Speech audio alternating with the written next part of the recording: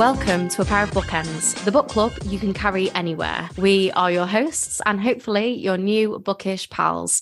I'm Hannah MacDonald. And I'm Lydia Clare. We are both so happy to share another episode in our newest series with you faithful bookends. Our debut spotlight series is all about the newest and freshest debut authors and their work. Today's episode shines the spotlight on the magnificent debut novel River Sing Me Home by Eleanor Shearer. Eleanor Shearer is a mixed-race writer living between London and Ramsgate. Eleanor also currently works for a think tank. She studied a master's degree in politics at the University of Oxford with a specific focus on the legacy of slavery and the case for reparations. Her fieldwork in St. Lucia and Barbados helped build the inspiration for her debut. Eleanor, welcome to A Pair of Bookends. Thanks so much for having me. So what we like to ask all of our guests, and our bookends love this just as much as I do, or I hope they do, is to pry into what you are currently reading. Yes, I'm currently halfway through a book called Beyond Black by Hilary Mantel. Quite by coincidence, I've started this year with something that I found quite lovely, which is reading kind of older works from my favourite writers. So I started the year with Fruit of the Lemon by Andrea Levy, who's one of my absolute favourite authors. Oh, who I wrote love Small her. Island. Small Island, amazing. My favourite book. But I'd never read her earlier stuff, so Fruit of the Lemon was so wonderful. And then I'm also a big fan of Annie Proulx, who wrote The Shipping Muse and Brokeback Mountain, and I read a book of hers called Bird Cloud. And now I'm doing the same with Hilary Mantel, who obviously her Thomas Cromwell books I love, A Place of Great Safety about the French Revolution I love, and I just never picked up this one before. So yeah, it's quite nice sort of discovering works you haven't previously read from writers that you really adore. Amazing. Absolutely. I feel like one of my favorite things is like grabbing like backlist titles and like actually like seeing. A lot of the time you can see, we're talking about debut authors today, but you can sort of see the writers grow and their ideas grow and start to formulate as time goes on. I think it's fascinating. Yeah, absolutely. There's also like nothing better than when you find a book that you really love and then you find that they've got a whole back catalogue for you to dive into. Like there's no better joy. So as this is our debut series, we are really interested in asking authors what your journey to having your debut published has been like. Could you tell us more about it? Yes. So I first got the idea for this novel about 10 years ago now, which is crazy, when I was a teenager. And I went to this exhibition all about slavery in the Caribbean, and particularly about resistance to slavery in the Caribbean. And it was there that I learned about the fact that after emancipation in 1834, lots of women went looking for the children that would have been taken away from them and sold to different plantations, different islands. And that sort of detail really lodged in my mind and stayed with me, because I thought it was such a powerful and brave thing for these women to have done. So always in the back of my mind, I thought I really want to write this book one day about a woman who's going searching for her children. And I was very busy with sort of university and then my master's, which, even though I didn't realize at the time, the master's ended up helping me a lot in terms of research, but I didn't do the master's thinking that it would be useful for this novel. And then I was working and the pandemic happened, and I was lucky enough to have a job where I was working from home, found myself with quite a lot of free time. And I thought, if I don't write this book now, I probably never will. Like the kind of time would not be the excuse that I can make to myself after this. So yeah, I sat down and I wrote it. And I love hearing about other writers' processes, because I think everyone is so different. So I say this with the caveat that I don't believe this works for everyone, but it definitely worked for me, which was writing every day with a word count. So I wrote 500 words every day, which felt like a manageable kind of enough that you felt like you were making progress, but not so much that it felt like a huge chore. And eventually I had a book. First draft, it was pretty messy. I edited it, and then I got myself an agent. It was lucky enough to be acquired by Headline, who's my publisher in the UK, and then Berkeley in the US. And yeah, I think in general I felt pretty lucky over the last couple of years. I mean, it's been so amazing to have people respond positively to the book and understand what I was trying to do with it, which is shed light on this kind of real part of history that's not very well known. Amazing. And I mean, is that a fairly quick turnaround then? For you were writing during the pandemic and then now it's coming out. I would say that's fairly quick, is it not? Yeah, I think in terms of drafting, the book felt quite quick. And certainly, I've now worked on some other projects that weren't necessarily as easy coming. I think because this idea had been sitting for so long, even if I hadn't actually been putting words on the page, it was sort of ready to come out quite quickly. But then once you get acquired and your book's kind of got a publication date, it's always so strange how long everything takes. And it's wild to be sitting here less than a week out from my book coming out when I spent almost 2 years waiting for this moment. So yeah, it was a quick turnaround. It didn't always feel like a quick turnaround. Yeah. I love the fact that in lockdown you spent your spare time writing a fantastic, incredible debut novel, and I spent it just like eating cake and watching Friends. I spent it trying to read all of the books that have been sat on my shelf for the longest time. Unsuccessfully. Unsuccessfully, yeah. I didn't cut down that TBR at all. No, but that is really amazing. You know, I felt like lockdown was such a heavy time for us all. So to have that motivation to like get up every day and get your words down, and I think that's really inspiring, to be honest. And yeah, it is such an incredible book. So I mean, congrats to you. Thank you.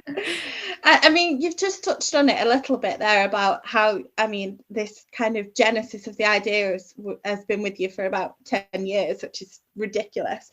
But I was fascinated about the inspiration for the character of Rachel and for the story overall, and particularly about reading about Mother Rachel, isn't it? And her walk across Antigua to find her daughter after the end of slavery. Can you tell us a bit more about that inspiration and the research that helped to create your novel? Yes, so after I'd gone to this exhibition as a teenager, I was lucky enough, so it was put on by an organisation called the Windrush Foundation. It's a charity that does lots of sort of activities around Caribbean history and British Caribbean history in the UK. And I was lucky enough to meet Arthur Torrington, who runs the Windrush Foundation, when I was at university, because I was doing some work on the Windrush generation.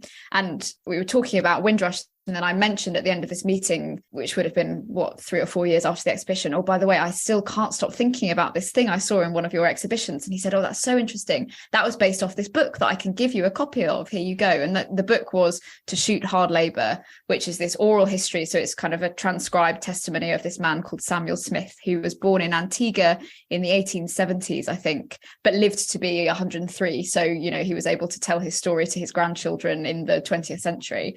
And he remembers his, I think it's great grandmother, who, as you mentioned, was called Mother Rachel, doing this walk across Antigua to find her daughter Minty up in the north of the island. So that was one of the examples that they'd drawn on for this exhibition of women really going out and finding their children. So it's no coincidence that my main character is also called Rachel, because that was a big part of the inspiration.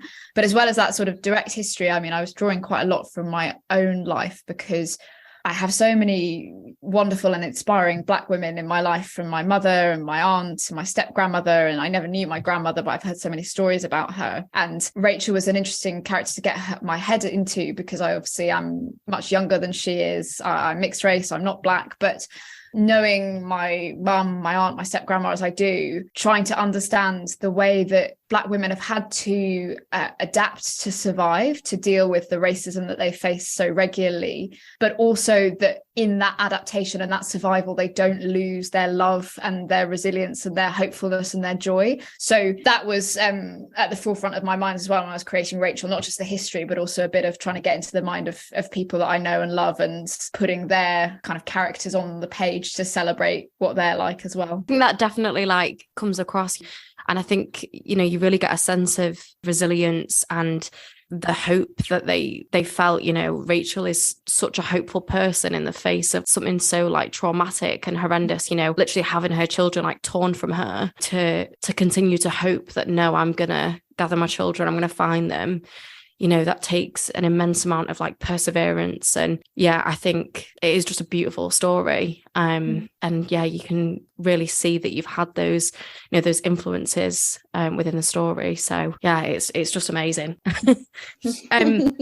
So obviously the story is, as we've kind of touched on, it is really epic. With a real like eclectic cast of characters who feel so real and nuanced. What was the process like of plotting out their individual backstories? I also saw that you had a Excel spreadsheet, which is music to Lydia's ears, I'm sure.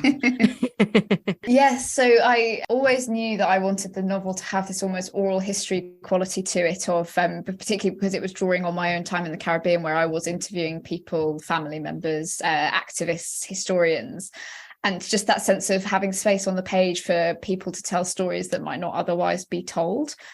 So the characters throughout the novel, both Rachel, her children, and the other side characters, it was a strange mix of sort of plotted out beforehand and then allowing myself some room to experiment and discover. So when I started out, I knew Rachel has 5 surviving children. I knew where they all were and what had happened to them. But how exactly she got to each one and the people that would help her along the way sometimes came to me as I was drafting. And those characters each sort of explore, along with Rachel's children, an element of the history that I wanted to foreground. So, for example, one not very nice side character is in British Guiana, what's now Guyana, a man called Mr. Beaumont, who runs a tavern that Rachel works at. And Mr. Beaumont appears white, but there is a rumor that he is not, because his great-great-great-great-grandfather might have been black. And I really wanted a character like that to highlight the ridiculousness of this one-drop approach to race that was in the Caribbean as much as it was in the United States.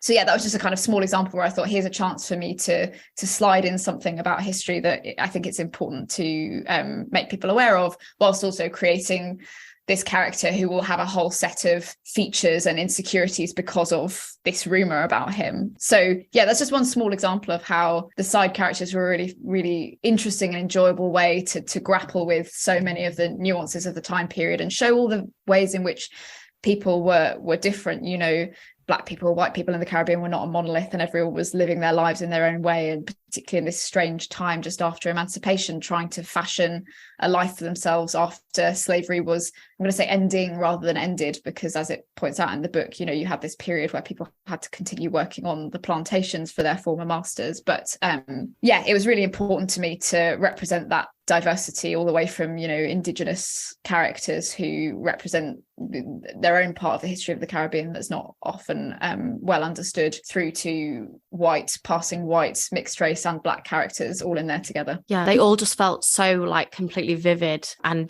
Mr. Beaumont, like, I just there's one scene, and I'm not going to spoil anything, but there's just one scene, and I think you'll know which one I'm talking about, where I just particularly despised him.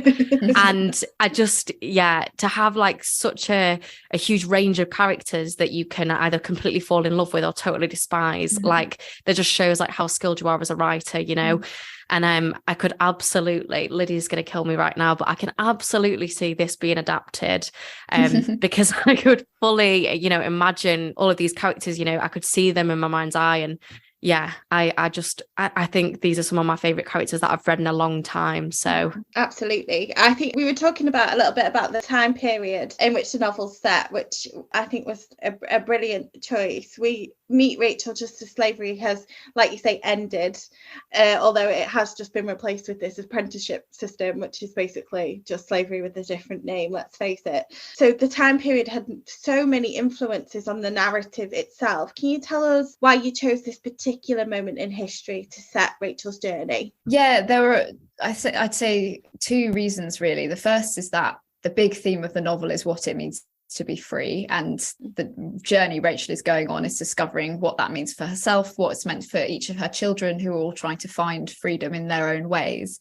And so it just made sense with that overarching theme to set the book at a time that was so ambiguous in terms of what it meant to be free. You know, there's a point early on in the book when Rachel and the others discover that they are going to be forced to remain on their plantations for 6 years without pay as apprentices, where I think it's something like freedom is another name for the life they've always lived. So really leaning into that ambiguity of, is the meaning of freedom, is it a legal category? Is it the fact that you are no longer legally considered a slave, or is it something more than that? And everyone in the book has a different answer to that question. So that was one part of it. And the other part was that I have a huge amount of respect for art that engages with the full gory details of slavery and is really unflinching in the way that it looks at the violence. But I didn't want to write that kind of book. I think I would have found it very traumatic. And so it's quite a deliberate choice that the book literally opens with Rachel leaving her plantation. So it's not a book about slavery, it's a book about what comes after it.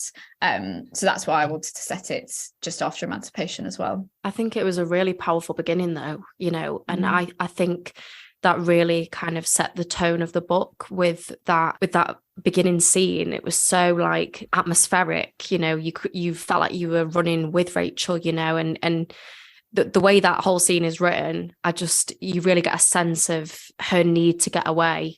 And I think, you know, you wanting to kind of move away from writing the traumatic side of slavery, which, you know, it is there, but you still get a sense of that from the way she's running away from it. It was just really powerful, a really powerful beginning to a novel, and immediately hooked me in.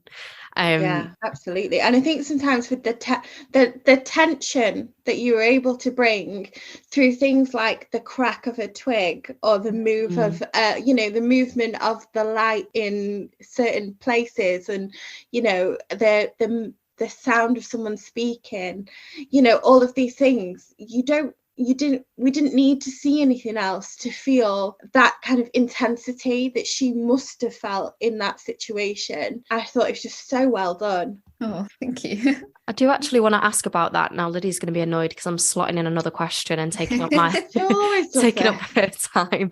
But just, you know, with it being so atmospheric the way it's written, and Lydia mentioning like the sounds, and you do have this sense of, you know, the sounds and the smells and what they're seeing, and it's so like, I don't even know how to, you just really incorporate like all the senses. What inspired that style, I guess? Yeah, it's a great question. I think I was talking at the beginning about some of my favorite writers, and I feel like I have many, but Andrea Levy, Annie Proulx and Hilary Mantel are all up there for different reasons. And Andrea Levy, for this novel in particular, I think what she does with Small Island and also with The Long Song in terms of writing about a part of history that is difficult and has suffering in it, but does it in a way that's so hopeful and uplifting. That was something I really wanted to emulate. But Annie Proulx, I think, is just absolutely peerless as a writer about nature. And she was someone that I was thinking about a lot when I was trying to write descriptions of the natural world and be attentive, as you say, to everything that you would feel in that environment.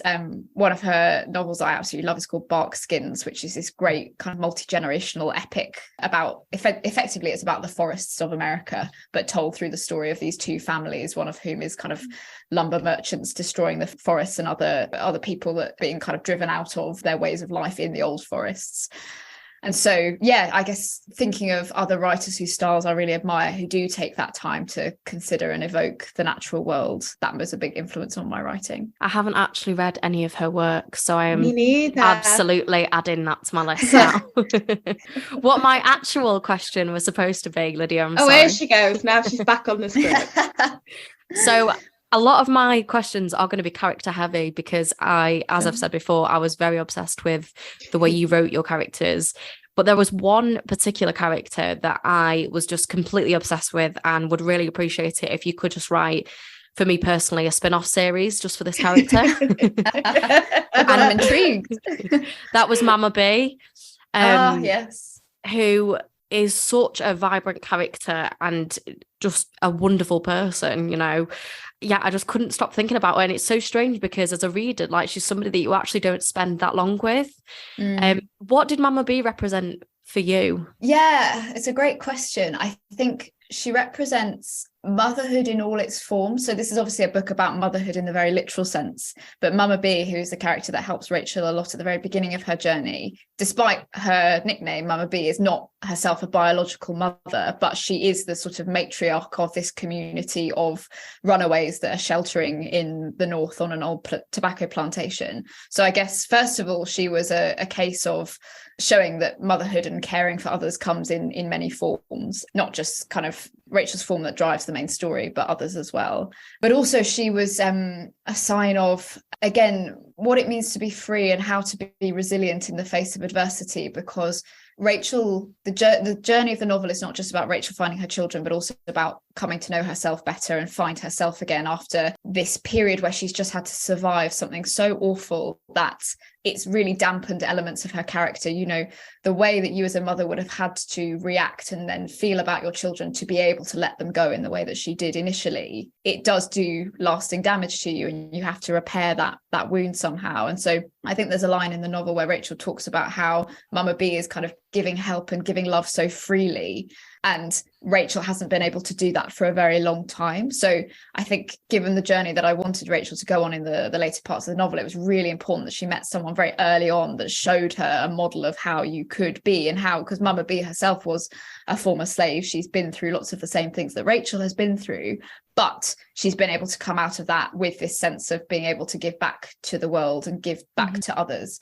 And Rachel later in the book, I think, talks about how she's helping someone who doesn't know why that she's helping them, and she says, well, I took help from someone, and I shouldn't take help unless I'm prepared to give it again when the time comes. So that sense of a kind of connection between people and community, and being able to help each other out, even though you think in times of extreme adversity you'd only be looking out for your own survival. Mama B contained all those things. She contains multitudes, so I'm very fond of her as well. God, yeah, you can really sense that you're fond of her as well, because she's just such a beautiful character, and she just doesn't accept thanks, you know, for how much like good she puts out into the world, and she just won't accept somebody saying thank you to her. And I'm not going to specify what part that is, but yeah, that part specifically really moved me, and I just think she's just one of the most beautiful characters I've ever read. So yeah. Absolutely, she's gorgeous, absolutely gorgeous. And we were talking about a little bit about motherhood there, and I really, really believe that motherhood is explored in so many different ways throughout this book. And I did want to read a quote. Hannah, I know you're going to go crazy at me because I'm always reading the quotes, but I wanted to read a quote really that was very affecting, and just to give our listeners an idea of sort of where Rachel comes from in terms of that, what drives her with her children. It's very short, don't worry, Hannah, I've not done 4 pages like usual. The hut filled with ghosts, all of Rachel's lost children crouching in the shadows. She did not have to turn her head to see them. She knew if she tried to look at them directly, they would disappear.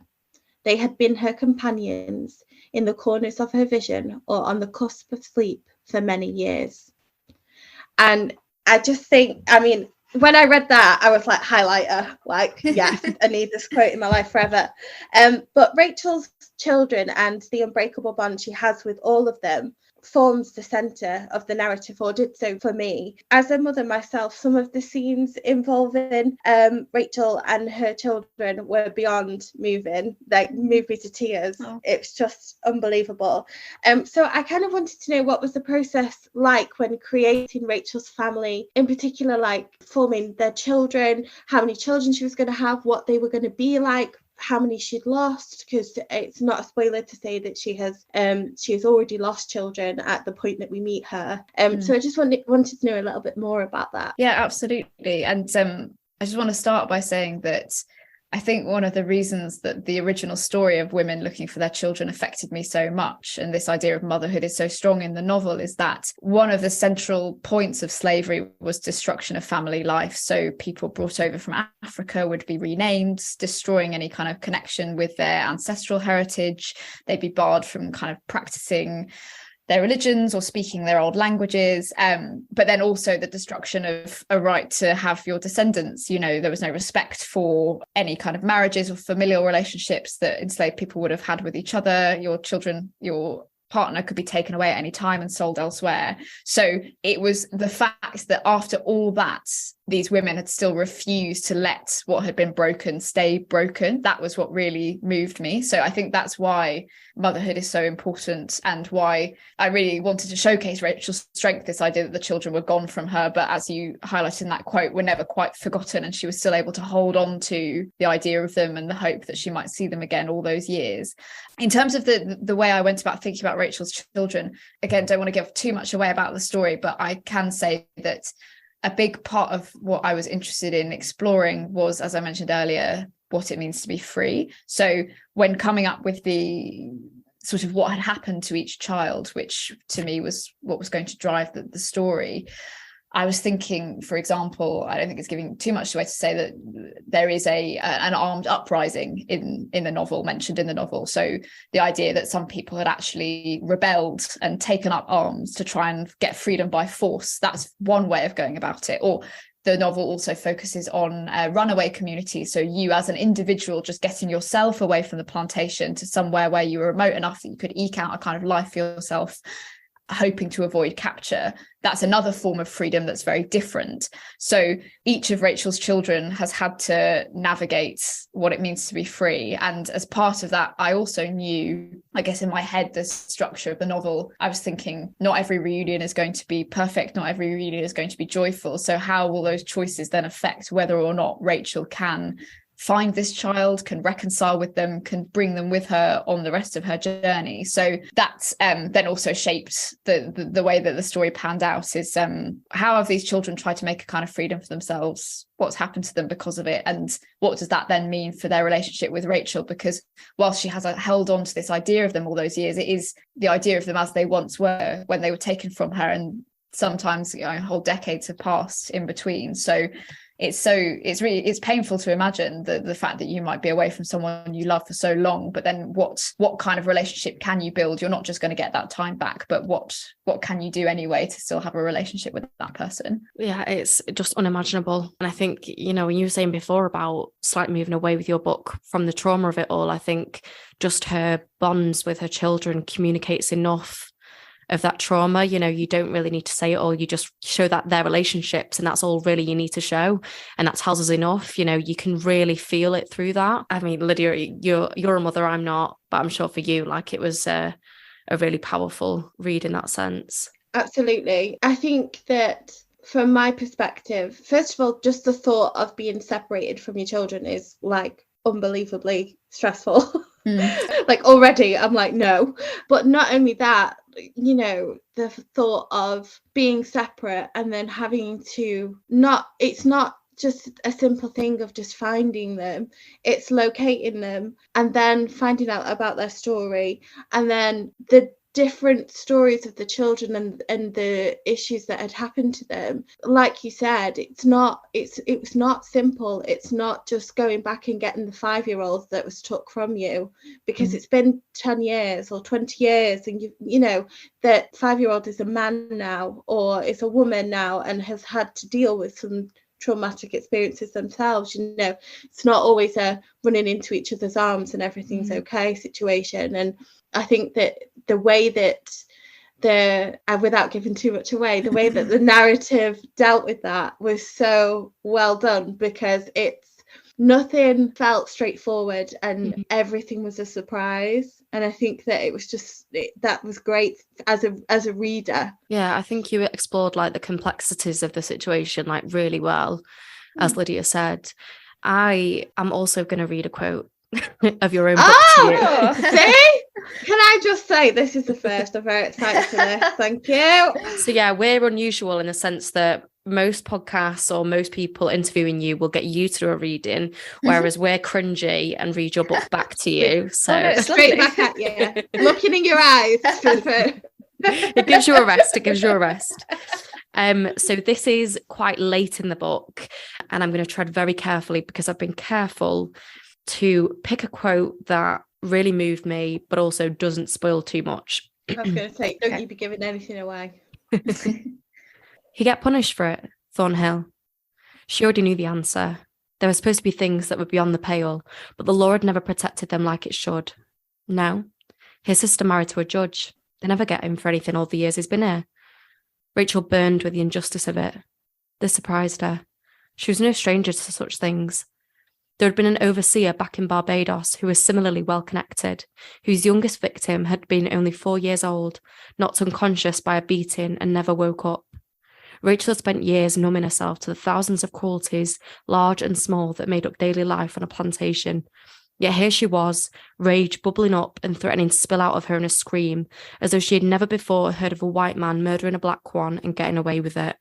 Hats off to you, Eleanor. Oh, thank you. That moment really moved me, and I think it moved me in particular because I feel like it's a really strong representation of how throughout history there's been this sort of gross stereotyping about Black people, you know, being angry in the face of injustice, and, you know, that being perceived as like unwarranted or unprovoked, when actually it's a completely valid response for what they've been through. Why was it important for you to explore the idea of Rachel having to numb herself to these emotions? Yeah, I think it comes back to what we were talking about earlier of trying to understand how someone could have and would have survived as long as she did under experiences of extreme trauma and suffering.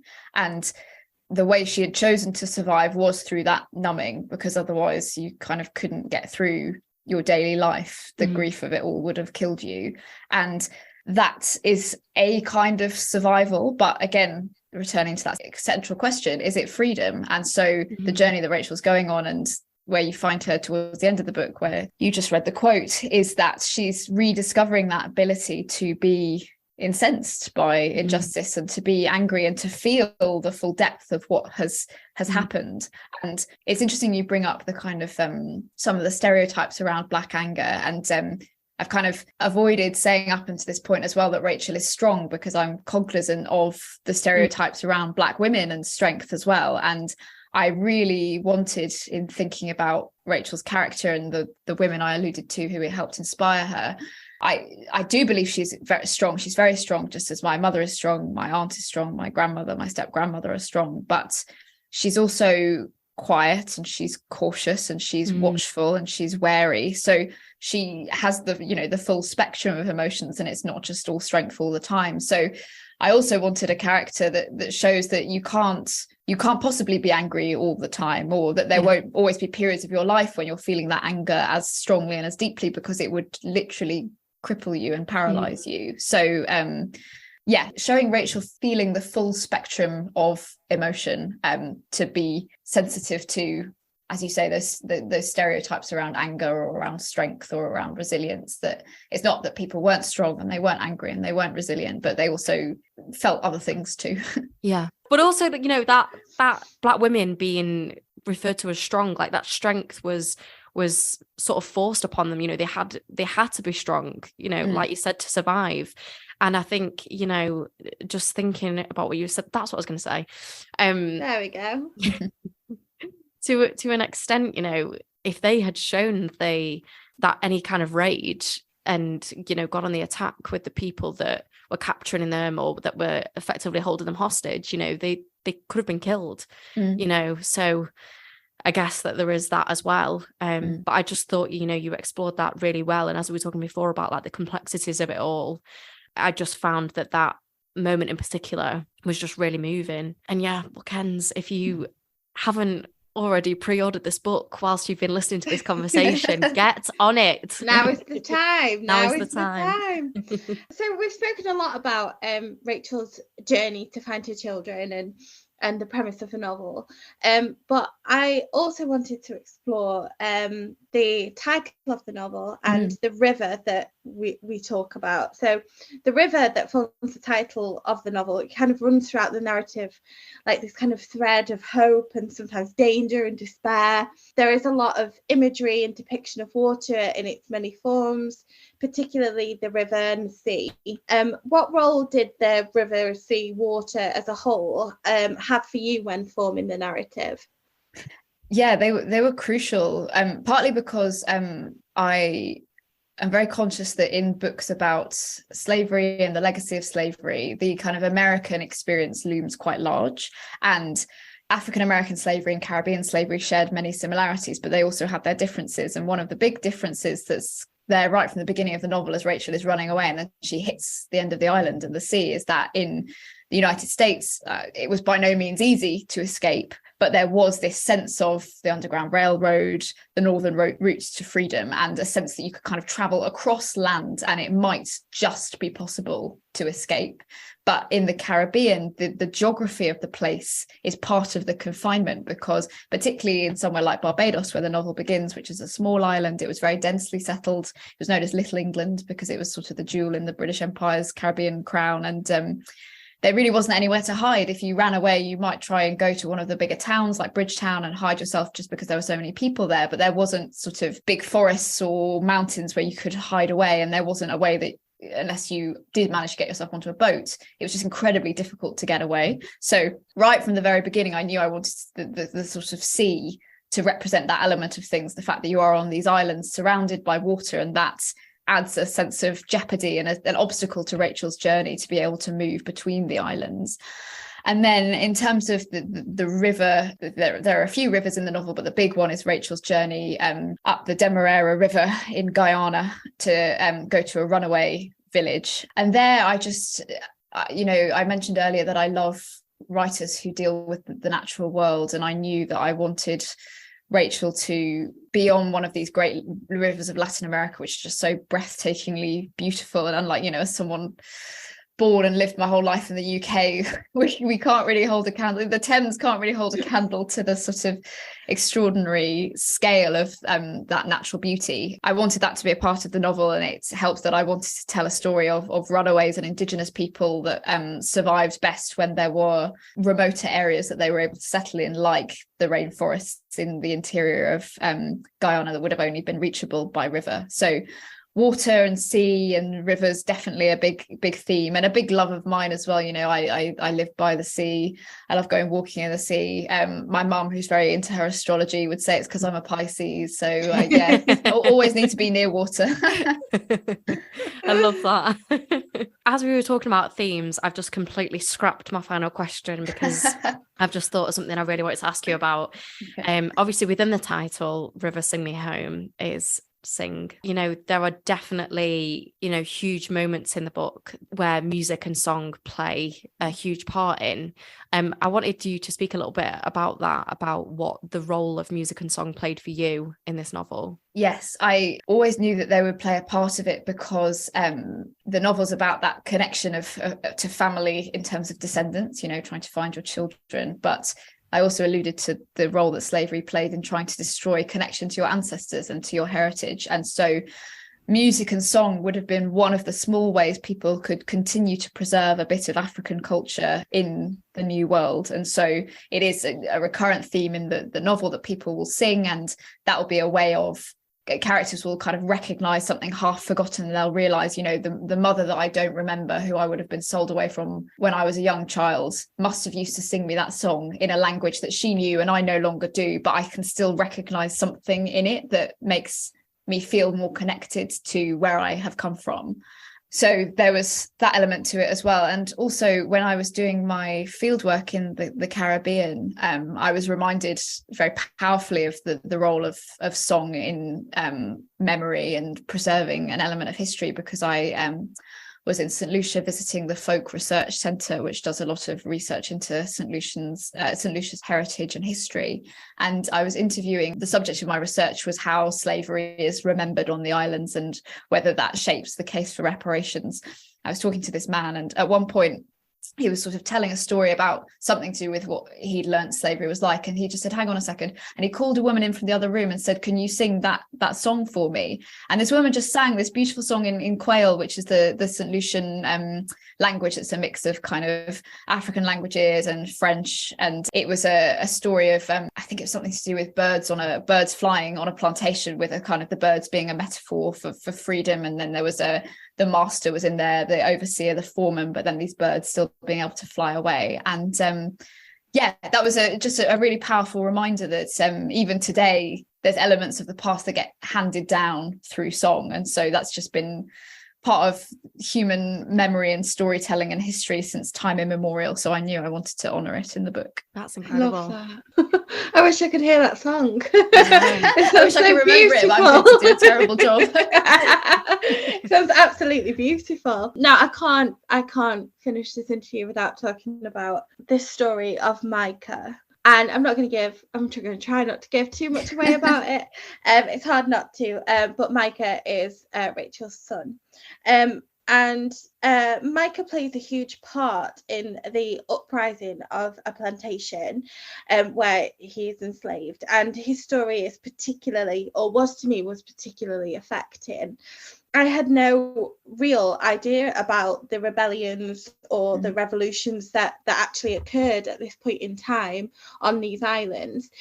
How important was it for you to include these types of events? Yeah, it was so important because that exhibition that I went to when I was a teenager, it was called Making Freedom. And the whole idea of it was that often in the UK, we learn about slavery as this terrible thing that happened. But then white people like William Wilberforce realized it was bad and they gave the slaves their freedom, which just does not do any justice to the agency of Caribbean people. It doesn't deal with all the ways that they were the agents of their own liberation through these rebellions and these uprisings. So I always knew I wanted to have an example in there, and particularly an example of this strange time in between. So the British abolished the slave trade in 1807, but not slavery, the institution, until 1834. And there are many, the history of abolition in the UK is very complicated. And I'm not saying that there weren't moral reasons and there weren't people that felt moved on a moral level to do something about the injustice. But there was also an economic and a self-interested perspective. And that was that at the end of the 18th century, the Haitian Revolution had happened, this uprising in a French colony that created the first independent Black republic outside of Africa. And the British, the French are their direct colonial rivals in the Caribbean. The British are looking at that, and initially they're thinking, oh, well, about 2/3 of the enslaved people in Haiti had been born in Africa. And so clearly the problem is these, quote unquote, savage Africans. And so if we stop the slave trade, in places like Barbados, the population was almost 90% born on the island. So we won't have a problem. We'll be able to keep slavery by abolishing the slave trade. And then when you have these rebellions, like it's mentioned very briefly in the novel, but in 1816, there was a big rebellion in Barbados. You have the one in Demerara in 1823 that Micah is a part of. And then you have one in Jamaica in 1832, 1833 as well. These are all islands with large, Creole populations, people born on the islands, and they're clearly rebelling against slavery itself. But again, the self-interested perspective is to say, well, if we don't do something about this, we're going to lose the islands entirely. They're going to stop becoming colonies like Haiti. They'll become independent. We won't be able to continue to exploit their sugar wealth. We won't be able to continue to own all the plantations. So one of the catalysts for slavery is the ending of slavery is this economic self-interest. It's not just about the morality of it. So I definitely wanted to have these uprisings in there to prove that, people resisted slavery in large ways as well as small ways, and also to allude to the fact that this resistance was so crucial to the timing of abolition, and without it probably wouldn't have happened when it did or in the way that it did. So it wasn't just William Wilberforce. There's a lot more to the abolition story than that. Absolutely. And I think it's fascinating because I think in the book you really captured the risk that these people are having to go through to try and rebel. Even the idea, a whisper of we're going to do something about this is so dangerous, and it's there's a part of the book where they say, and I told the person I could trust who could tell a person that they trusted, and somehow we would all kind of get this collective idea together. But it was very much like, you told the wrong person, everything would be completely just kiboshed. It would just never have happened. And the fact that it was able to come to fruition and so many people were able to stand up and try is it's just unbelievable. I can't believe that the risk that people went through. It's so scary. It really is. It's just the way that we're taught about slavery in education, in schools and stuff. It's just so wrong, like the way that we're taught. It's also barely there. Well, yeah. Can I just say, from my perspective.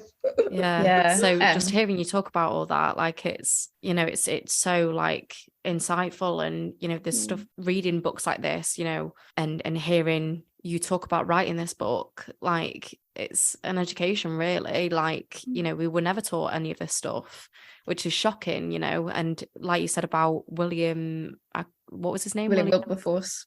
Like it's the whole like white savior, like I know it's I know it's bringing a kind of visual medium into an oral format, but I would encourage everyone to kind of look up and have the image there while I'm talking. But one of the comparisons I find the most instructive is the sort of classic image of British emancipation versus some of the images that are in the Caribbean. So a lot of people will be familiar with the Josiah Wedgwood print that was distributed by abolitionists in the UK, which is a black man on his knees with manacles on his hands saying, "Am I not a man and a brother?" So this idea that someone is kind of begging you to see and recognise their humanity, and that you're the only one as white British people that can do anything about his freedom.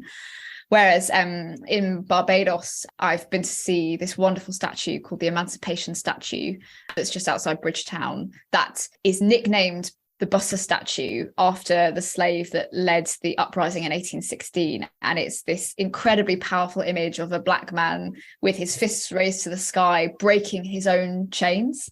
And so just that to me really encapsulates what I wish people knew about slavery, is that it's not all the someone on their knees begging you to recognize their humanity. It's the someone with their fists to the sky, breaking their own chains and forcing you to recognize their humanity. Yeah, absolutely. And that's, I feel like this book is very much, you know, Rachel's journey is very much about that. She does this for herself. She does this by herself. I mean, yes, she has so much help and things, but it's her feet that are carrying her across these islands. And it's, you know, it's her hope and her sense of justice and eventual hopeful freedom that is the motor behind it all. You know, she does it. She does it. And I think it's just a wonderful portrayal of that journey. It's so brilliant. I could literally talk about it forever, and I will. You and me both. I do feel like this book is going to be a classic in the future. I really do. Like, I strongly believe that. Yeah, we talk about Andrea Levy, and we talk about, you know, all of these great authors, and I am going to sit here and say that your name is going to be among them. I can tell you that would be the dream. Thank you so much. It's happening. Absolutely. It's happening. It's happening. Now, before we let you go, obviously we would love to talk to you about your book for hours, but we don't have the time. I would. So as this is a debut series, we would love to ask you, are there any debut authors that you would like to recommend, that you would like to put on our listeners' radars? Oh, there are so many, but to narrow it down to a few, it's 2 books coming out in March. One is by an author called Isabel Schuler, and it's called Lady Macbethad, and it's a retelling of the Lady Macbeth story, but as so she's a real historical figure actually that was married to Macbeth, and this is about her childhood and how she came to become Lady Macbeth. And then if that doesn't give you your fill of incredibly complex, morally grey anti-heroines, there's also Clytemnestra by Costanza Casati, which is coming out in March as well. That's a retelling of the Clytemnestra story. Again, another fabulously complex, difficult, spiky, yet somehow incredibly compelling heroine. Then another March book, The Human Origins of Beatrice Porter and Other Essential Ghosts, is by a American Trinidadian author called Soraya Palmer, and it's got this wonderful ode to kind of Caribbean folklore and storytelling with all these wonderful mythical creatures and legends that weave their way into this story of a family. And then the final one I'll say is The Revels by Stacey Thomas, which is coming out in the summer, which is a story of a witch hunter and witch in the Civil War period. So yeah, those are my big recommendations for debut authors. Amazing. Can I just say that is a fantastic list. It really is. I've heard so much as well about Clytemnestra. It's amazing. I work in a bookshop, and literally everybody is like pre-ordering it and like saying like it's going to be like amazing. So I've just written it down, like, actually, yes, do buy. Yeah.